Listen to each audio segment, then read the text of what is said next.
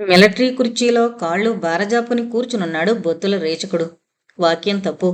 కాలు బారజాపుని కూర్చున్నాడు. ఒక కాలు మోకాలి వరకు లేకపోవడం స్పష్టం తెలుస్తోంది. నోట్లో 2 వేళ్ల మందాన చుట్ట వెలుగుతోంది. తలుపు తెరుచుకోవడం చూసి తుళ్ళిపడ్డాడు. అంతకు మించి నున్నటి గుండు సూటుతో వచ్చిన వ్యక్తి మీద స్పష్టంగా అమెరికా ముద్ర కనిపించడంతో కంగారు పడిపోయాడు.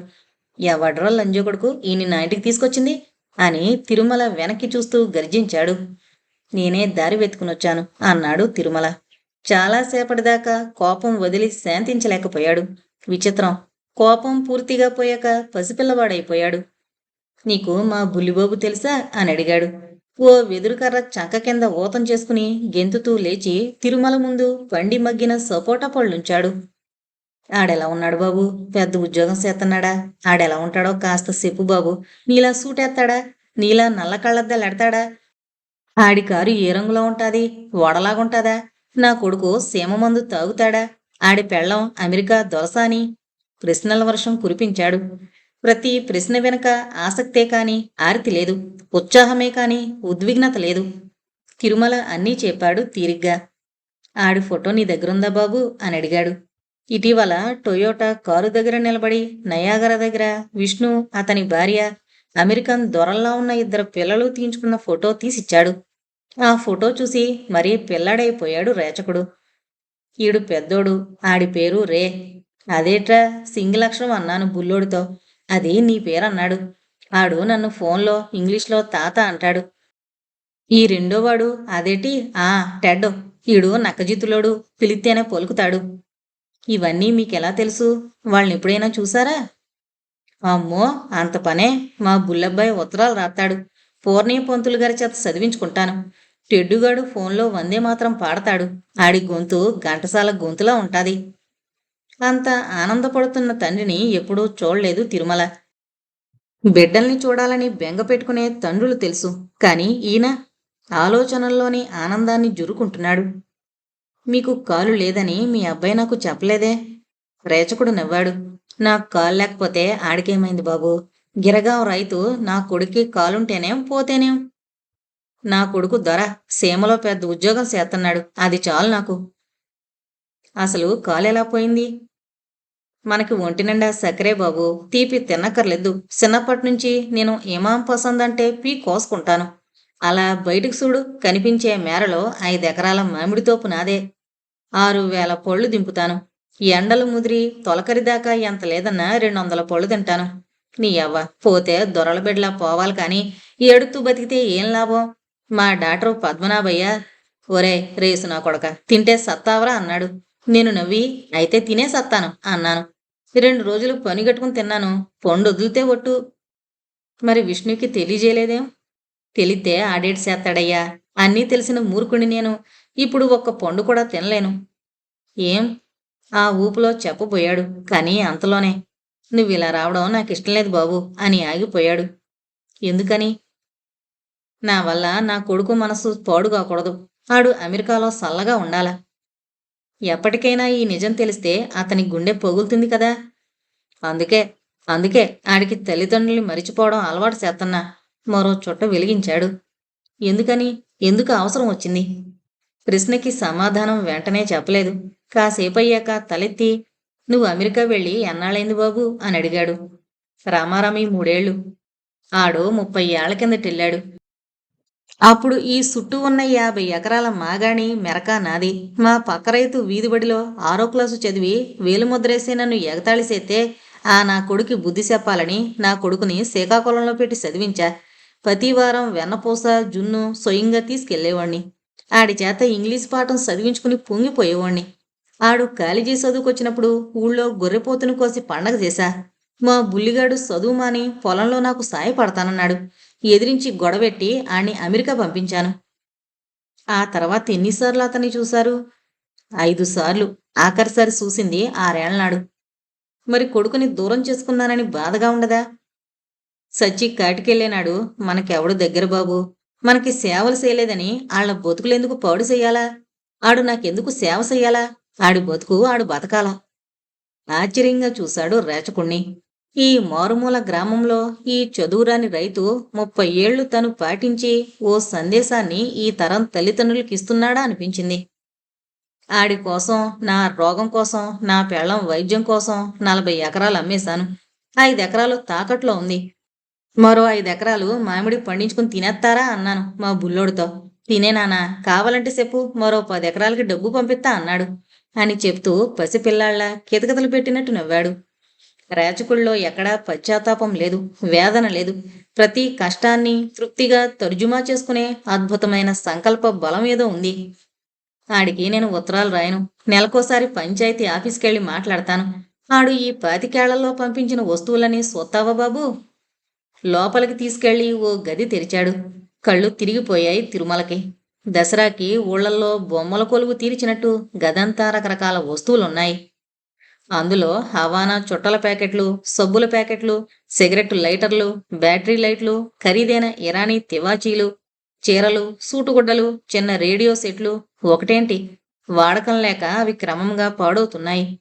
సియర్స్ టవరు, లిబర్టీ విగ్రహం, వాషింగ్టన్లో లింకన్ మెమోరియల్ బొమ్మలు అన్నీ అంతటా ఉన్నాయి. గెంతుకుంటూ వెళ్ళి ఓ సాలువా తీసి, ఈ సిల్కు గుడ్డ ఆళ్ళమ్మ కోసం పంపించాడు 6 నెలల కిందట అన్నాడు గర్వంగా. మరి ఆవిడ వాడుకోలేదేం? నవ్వాడు రేచకుడు అదేదో జోకులాగా. ఎలా వాడతాదయ్యా, ఈ లోకంలో ఉంటేగా వాడుకోవడానికి. పిడుగుపడ్డట్టు తుళ్ళిపడ్డాడు తిరుమల. మీ ఆవిడ చచ్చిపోయి 4 ఏళ్లయింది. వాట్? మరి ఆవిడ కబుర్లు చాలా చెప్పాడే, ఆవిడ కోసం చాలా చెప్పాడా? మరి చచ్చిపోయిన ఆడి తల్లిని 4 ఏళ్లు ఆడి మనసులో బతికించాను. నేను గొప్పోడ్నా కాదా చెప్పు బాబు అన్నాడు గర్వంగా. తిరుమలకి ఈ మనిషి బొత్తిగా అర్థం కావడం లేదు. కాని ప్రతి మాటకి రేచకుడి వ్యక్తిత్వం రాను రాను విశ్వరూపం దాల్చేస్తుంది. అమెరికా నుంచొస్తే కాలుపోయిన నాన్నని, చచ్చిపోయిన తల్లిని తలుచుకుని ఏడుతాడని పూర్ణే పంతులు గారితో చెప్పి అవాకులు చవాకులు రాయిస్తాను. ఉత్తరాల్లో నేను 2 సార్లు యాత్రలకెళ్ళాను, ఓసారి కాశీ వెళ్ళాను. నిజానికి గిరిగాన్ దాటి ఎక్కడికి పోలేదు అన్నాడు రేచకుడు. తిరుమలకి నోట మాట రావడం లేదు. అసలు మీ ఆవిడ ఎలా పోయింది? అది కొడుకు కోసం మనేదెట్టుకుంది. మజ్జిగేరమ్మ జాతరకి, నూకాలమ్మ జాతరకి తిప్పా. దాని కళ్ళల్లో పువ్వులేశాయి. నా దగ్గర దాచి వండుతూ సేయి కాల్చుకునేది. ఓసారి నాతో తోటకొచ్చింది. దిగుడు బావిలో పడిపోయింది. వెన్నెముక విరిగిపోయింది. దాన్ని మంచం మీదుంచి నేను వంట చేసి పెట్టాను. దగ్గరుండి అన్నీ చేశాను. నీళ్లు పోసి చీర కట్టాను. చచ్చిపోయాక మా బుల్లోడు చెయ్యాల్సిన పని తలకొరు పెట్టాను. అంతా ఈ సేతికరతోనే. ఏడుస్తాడేమోనని అతన్ని చూశాడు.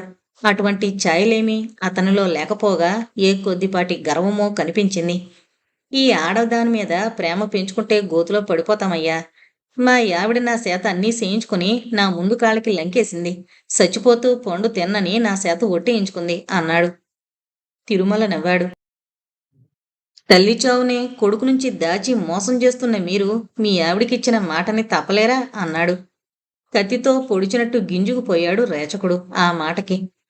కొడుకుని మోసం చేసేది ఆణ్ణి బాధ పెట్టే హక్కు నాకు లేదని, నా పెళ్ళాన్ని మోసం చెయ్యంది దాచి సుఖపెట్టే అవకాశం ఇంక రాదని. ఈ మాటంటున్న రేచకుడి కనుకొలుకుల్లో చిన్న మంచు ముత్యాల్లాంటి నీటి చుక్క తళుక్కుమంది. నిట్టూర్చి లేచాడు తిరుమల. మీ బుల్లేకి ఏమైనా చెప్పమంటారా అన్నాడు. గెంతుతూ వచ్చి, నువ్విక్కడ విన్నది చూసింది ఏం చెప్పకు. తల్లి కుక్క పిల్ల పుట్టగానే దాన్ని తినేత్తది. కారణం తెలుసా? తన ప్రేమ నుంచి ఆ పిల్ల దూరమైపోతాదేమోనన్న భయం చేత. నా భయానికి ఆడి పీక కొరికేయకుండా ఎన్నాళ్ళు జాగ్రత్త పడుతున్నాను. రెక్కలొచ్చాక పిల్ల గూళ్ళోంచి ఎగిరిపోకపోతే తప్పు తల్లిది కాని పిల్లది కాదయ్యా. ప్రపంచకాన్ని అలవాటు చేసి గూడుల్లోంచి తోసేయాలా? నేనా పనే చేస్తున్నా. అప్రయత్నంగా రేచకుడి ఒక్క కాలికి వంగి నమస్కారం చేశాడు తిరుమల. పాముని చూసినట్టు ఒక్క గెంతు వెనక్కి గెంతాడు.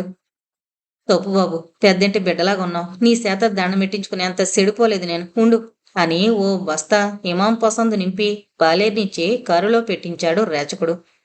కారెక్కే ముందు తిరుమల భుజం మీద చెయ్యే శాపాడు. వచ్చినప్పటి నుంచి చూస్తున్నాను. నువ్వు తొడుక్కునే కోటి ఎంతుంటాది? నవ్వాడు తిరుమల. కనీసం 3000. బొడ్డులోంచి మడతలు పడ్డ నోట్ల కట్టలోంచి 3000 తీసి, ఈ రంగు మా బుల్లోడికి సానా బాగుంటాది, ఈ అయ్య కొనిచ్చాడని ఆడికి నువ్వు కొని అన్నాడు. కారు కదిలింది.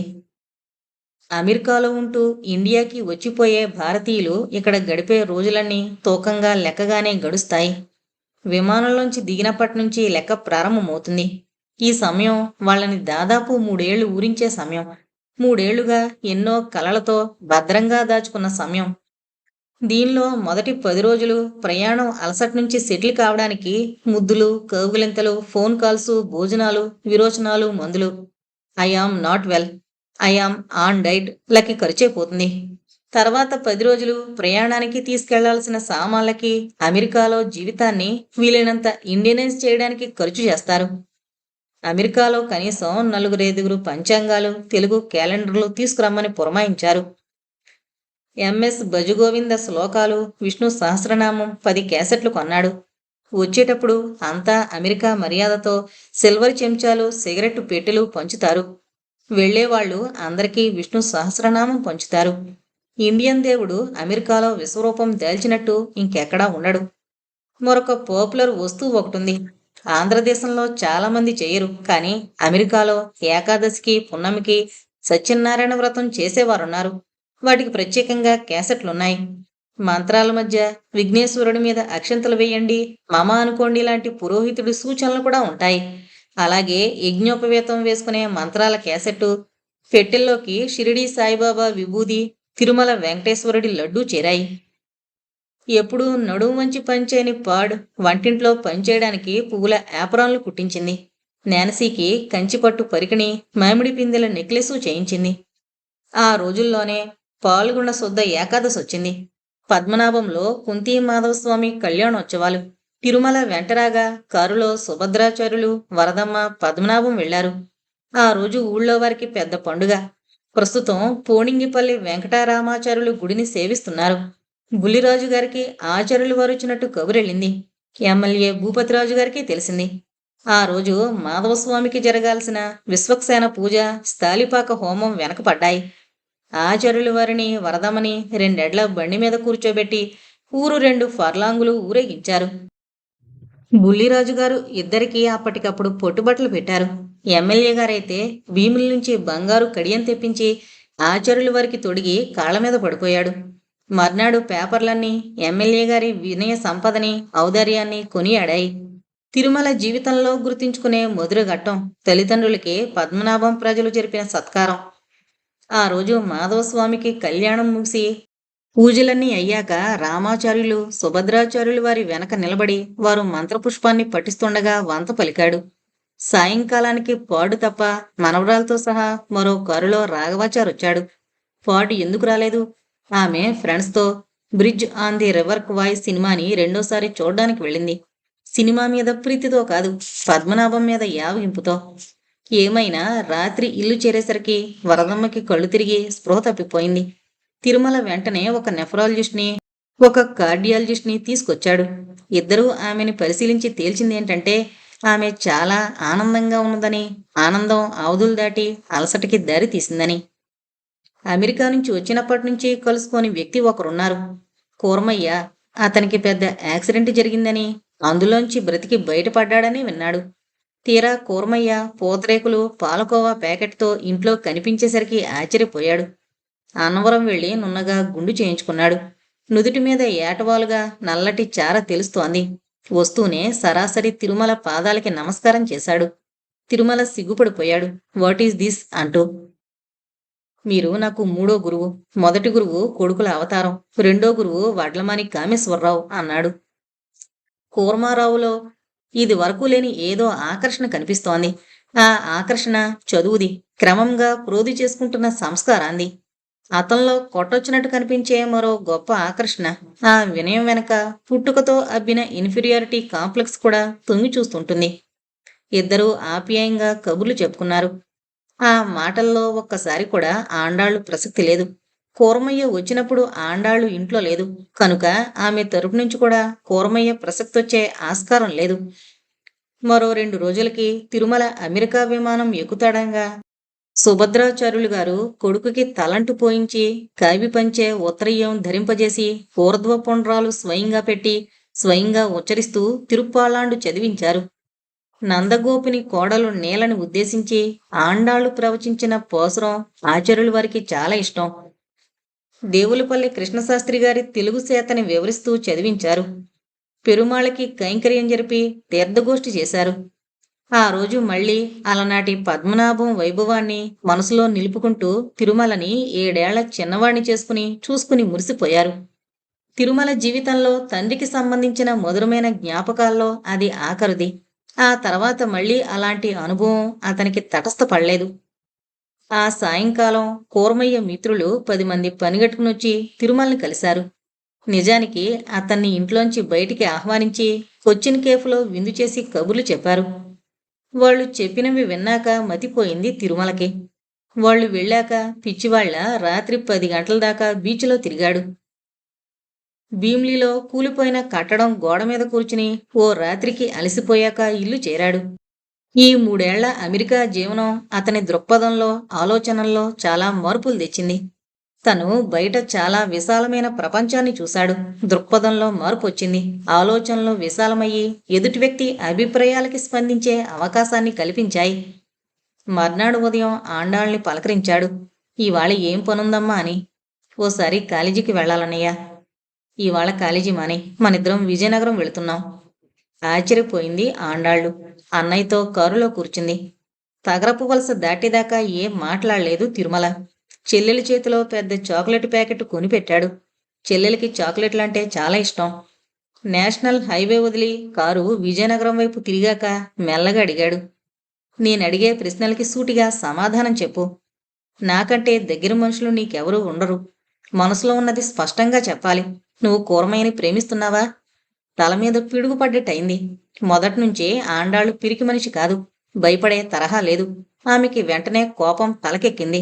ఆ స్కౌండ్రల్ చెప్పాడా నీకు? అంది సూటిగా. కూరమయ్య స్నేహితులు ఆ మాట చెప్పినప్పటికంటే ఎక్కువ షాకయ్యాడు ఆమె కోపాన్ని, ధోరణ్ణి చూసి. అంటే నీకు కూరమయ్య అంటే? ఛే, దీనికోసమైతే విజయనగరం దాకా వెళ్ళనక్కర్లేదన్నయ్య. కారు వెనక్కి తిప్పు. I don't want to discuss about it. Car వెనక్కి తిరిగింది. 22 మైళ్ల ప్రయాణంలో 45 నిమిషాల వ్యవధిలో వాళ్ళిద్దరూ మరొక మాట మాట్లాడుకోలేదు. మాట్లాడాలని తిరుమలకి తోచలేదు. చెప్పాలని ఆండాళ్ళకి అనిపించలేదు. ఇద్దరూ 2 రకాలైన ప్రపంచాల్లో ఉండిపోయారు. నిజానికి ఆ తర్వాత జరిగిన 48 గంటల్లో తిరుమల మద్రాసు రైలెక్కే వరకు ఆండాళ్ళు అతనికి కనిపించలేదు. అమెరికా భారతీయుల అద్భుత దృశ్యం ప్రతిసారి అమెరికా వెళ్ళేటప్పుడు వారి వీడుకోలు సంఘటన. అందరూ భోరుమని ఏడుస్తుంటారు. మళ్ళీ ఎప్పుడో ఎలాగో అందరి మనసుల్లో అదే ఆలోచన. జీవితమంతా దూరమవడానికి సిద్ధపడి మరో దేశంలో స్థిరపడిన భారతీయులు అప్పుడు తాత్కాలికంగా వేరవడానికి పడే విచిత్రమైన యాతనది. ఈసారి నిరభ్యంతరంగా పాడు ప్యాంటుతోనే వచ్చింది. రాఘవాచారి గారు వాళ్ళకి మద్రాసులో వీడుకోలివ్వడానికి వాళ్లతో పాటే బయలుదేరాడు. భోషణం లాంటివి 6 పెట్టెలు రైలెక్కాయి. తిరుమల స్టేషన్కొచ్చిన సుభద్రాచార్యులకి, వరదమ్మకి పాదాభివందనం చేశాడు. ఎమ్మెల్యే భూపతిరాజు, సోంబడు, సవరబొడ్డడు వెంటరాగా పెద్ద దండతో వచ్చి తిరుమల మెడలో వేసి పెద్ద హంగామా చేసేశాడు. సంజీవి మంచిగంధం, అగరొత్తులు, చక్కటి గోపాలకృష్ణుడి వెండి పటం తెచ్చి చేతిలో పెట్టాడు. అతంతో నవనీతం, కైకవసి, నారాయణ వచ్చారు. నారాయణకి ఎవరెక్కడున్నారో తెలీదు. ఆప్యాయంగా బుగ్గ తడిమాడు తిరుమల. మరో 2 ఏళ్లపాటు నా మనసులో విడవకుండా నిలిచిపోయే విషయం చెప్పేదా అన్నాడు తిరుమల నవనీతం చెవిలో. ఏంటది? నీ కొడుకు నారాయణ నీలాంటి మనిషితో కలిసి పెరిగినందుకు ఒక్కసారి బాత్రూంలోకి పారిపోయి ఒంటరిగా ఏడవాలనుంది. అప్పటికి కాని ఈ ఆనందం నుంచి నాకు విడుదల దొరకదు. ప్రపంచం ఏమైనా అనుకోనిగాక, సంజీవి చూడనిగాక. మునివేళ్ల మీద నిలబడి తిరుమల బుగ్గ మీద ముద్దు పెట్టుకుంది నవనీతం. రైలు కదిలే సమయానికి ప్రయాణం చేస్తున్న వారికి, చూస్తున్నవారి కళ్లల్లోనూ నీళ్లు తిరిగాయి. వరదమ్మ భర్త గుండెల మీద తలానించి వాలిపోయింది కొడుకును చూస్తూ. ఆమె కళ్లల్లో కొడుకు నీళ్ల మధ్య 1000 ముఖాలుగా కనిపిస్తున్నాడు. ఆండాళ్ళు సరాసరి మెడికల్ కాలేజీ మెన్స్ హాస్టల్కొచ్చేసింది. మెరుపు తీగలా ఉన్న అందమైన అమ్మాయి అలా హాస్టల్కి రావడం అదే మొదటిసారి. అప్పటికే ఆండాళ్ళెవరో, ఆమె ఎవరికోసం వచ్చిందో దాదాపు అందరికీ తెలుసు. కూరమయ్య యాక్సిడెంట్తో విశాఖపట్నమంతా బొగ్గుమంది. వయసులో ఉన్న కుర్రాడి ఆకస్మిక మరణానికంతా జాలిపడ్డారు. ఆ స్కూటర్ మీద మరో కుర్రాడు బతికినందుకు అంతా నిట్టూర్చారు. హాస్టల్ విద్యార్థులకి మాత్రం ఆ సంఘటన వారి మనసులో ఒక అపూర్వమైన లవ్ స్టోరీగా స్థిరపడింది. ఆండాళ్ళు వంటి అందమైన అమ్మాయిని దక్కించుకోవడానికి కూరమయ్యకి ఎదురైన యాక్సిడెంట్గా అయినా సిద్ధపడొచ్చునని చాలామంది కుర్రాళ్ళు భావించారు. ముఖ్యంగా ఫైనల్ ఇయర్ చక్రవర్తి. చక్రవర్తి మెడికల్ కాలేజీ హీరో, మంచి నటుడు, ఎక్కువగా చదువు వంటబట్టకుండా 4 ఏళ్లుగా ఫైనల్ ఇయర్ చదువునే సాగిస్తోన్న మెడుకో. అతనికి the grand old man of VMC అని బిరుదు. ఎక్కువ సంవత్సరాలు గడిపిన కారణంగా కాలేజీలో చిన్న గ్యాంగ్కి లీడర్. సీనియారిటీ దృష్ట్యా చిన్న చిన్న సౌకర్యాలకి అలవాటు పడ్డాడు. అవసరమైనప్పుడు అరకోడి కూర, అర బాటిల్ విస్కీ, మిఠాయి కిళ్ళి ఉచితంగా ఇచ్చే భక్తులున్నారు. ఆండాళ్ళు వచ్చేటప్పటికి కూరమయ్య హాస్టల్లో లేడు. చక్రవర్తికి కబురు అందింది. హాస్టల్ వరండాలన్నీ స్టూడెంట్స్తో నిండిపోయాయి. ఓ అందమైన ఆడపిల్ల హాస్టల్లో ఉందన్న వార్త నిప్పులా రాజుకుంది. కూరమయ్య కోసం కొన్ని బృందాలు వెతకడానికి బయలుదేరాయి. చిరిగిపోయిన లుంగీలు, మాసికలు వేయించుకుని రెల్లి వీధి వైపు నుంచి నడిచొస్తోన్న కూరమయ్యకి 2 బుల్లెట్ మోటార్ సైకిళ్లు ఎదురొచ్చాయి. ఆశ్చర్యంగా చూశాడు కూరమయ్య. మొదట మోటార్ సైకిల్ ఎక్కరా హీరో అన్నాడు ఫ్రెండ్. కూరమయ్య ఎక్కాడు. హాస్టల్ వరండా నిండా మనుషులు. అర్థం కాలేదు కూరమయ్యకి. తన రూమ్ దగ్గర అరుగు మీద కూర్చుని ఎదురు చూస్తోంది ఆండాళ్ళు. అలనాడు వర్షంలో కలిశాక ఇదే ఆ అమ్మాయిని చూడ్డం. అందంగా, గొప్పగా, గాజు బొమ్మలా ఉంది. ఆశ్చర్యపోయాడు. కూరమయ్యని చూసి లేచింది ఆండాళ్ళు. అతని వైపు 2 అడుగులు వేసింది. సినిమాలో క్లైమాక్స్ సన్నివేశంలా అంతా గమనిస్తున్నారు. 4 రోజుల కిందట మా అన్నయ్యని కలిశావా అంది. మాటలో హీనభావం స్పష్టంగా తెలుస్తోంది. కూరమయ్య తల ఊపాడు. అంతే, చాచి పెడీలుమని చెంప మీద కొట్టి విసవిస నడిచి వెళ్ళిపోయింది. ఆ శబ్దం ఆ చుట్టుపక్కల హాస్టల్ అంతటా తుపాకీలా ప్రతిధ్వనించింది. ఉన్నట్టుండి ఓ విచిత్రమైన సంఘటన జరిగింది. రాత్రి 3వ జామున వరదమ్మ సన్నటి గొంతుతో 30 సంవత్సరాలు పాతబడిన పాట వినిపిస్తూనే తుళ్ళిపడి లేచింది ఆండాళ్ళు. పాట వినిపిస్తోంది.